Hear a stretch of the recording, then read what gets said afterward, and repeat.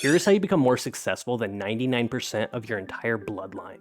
Step 1. Master your heritage. This isn't about merely understanding who your ancestors were, but really understanding what their dreams were, what their ambitions were, what they truly cared about, their struggles, and all the other complexities of their lives. Think of your lineage as a treasure trove of lessons and potential. Gather as much information as you can.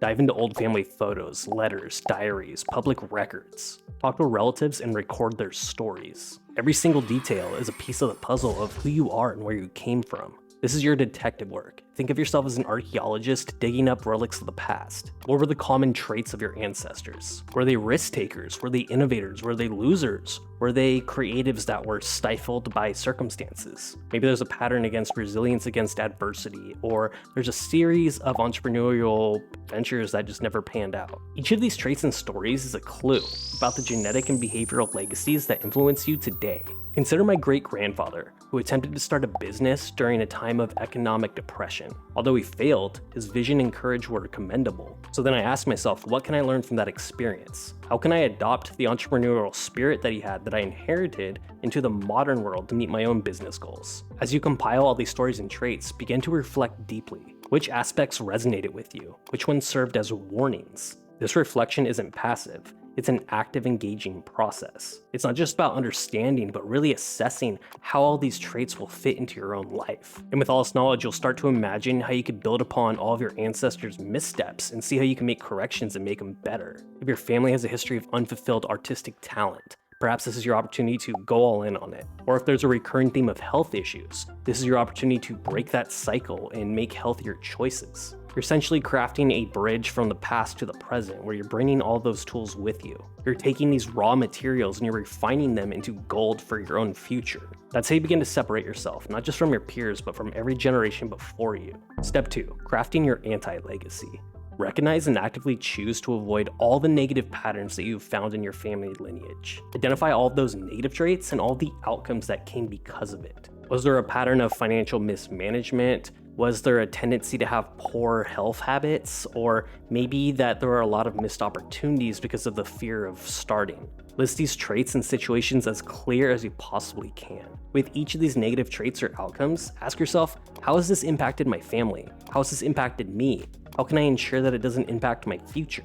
For each negative pattern, construct a counter strategy. If your family has struggled with financial literacy, make sure that you are educating yourself on financial management. Set up a savings plan, learn about investing, budget wisely. I grew up with not a lot of money and I didn't know a lot about finance, and I got into a lot of debt early on.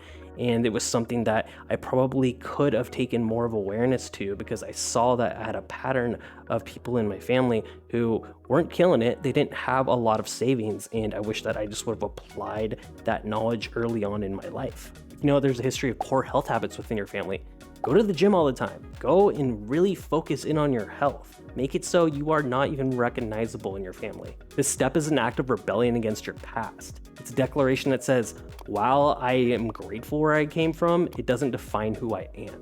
Each action you take to counter these negative patterns is a stone laid out in the foundation of the legacy that you are building. Really get uncomfortable and sit with these negative traits that just don't make you feel good, and let all of that negative energy just fuel you. Embrace it as just a powerful motivator to drive you forward. By actively choosing who you're not going to become, you're defining more clearly who you are going to become. You're not just avoiding the negative here, you're creating a positive, bright future for yourself and your legacy. Step 3. Disappear into your vision. Disappearing into your vision doesn't mean just vanishing from the world. It means immersing yourself so deeply in your new path that your old patterns and distractions and everything that deters you away just simply cannot keep up with you. Start by defining clear, actionable goals that align with your vision. What exactly do you want to achieve? Do you want to be the richest person in your family? Do you want to be the first one to go to college? Do you want to win an Olympic gold medal? Do you want to be ranked number 1 on OnlyFans? Whatever it is, set specific, measurable, time-bound goals that you can track along your journey. And you need goals so you know where to go, but you need systems in order to get you there. Map it out in detail as much as you can so you have a clear path from the beginning point and the end point. And however long this takes, just try to minimize distractions as long as you can. And that is what I really mean by disappearing. Just reducing social media time, cutting people out of your life that are bringing you no value, or they don't believe in your vision, or they're holding you back, and just focusing all of that energy into achieving that goal and just making sure that you know that every minute counts and making sure that you're immersing yourself in environments that are a net positive for this type of growth. You might need to find a mentor, or you might need to relocate altogether. At the end of the day, you need to put yourself in a position to win, because the road to success is not easy. And if you can't maintain that drive, it's really difficult. Whatever your situation, there's gonna be setbacks, and it's about just owning them and finding ways around them. You have everything you need in order to transcend the limits of your bloodline and achieve something just truly extraordinary. This is your legacy and it's your time, so make good use of it. So leave a comment, let me know the legacy that you want to live. Like this video, subscribe if you haven't subscribed, and I'll see you in the next video. Later. But for the sake of the Saiyan race, he has my blessings to bed Princess Trunks. Excuse you? Shut up, boy. Think of the bloodline.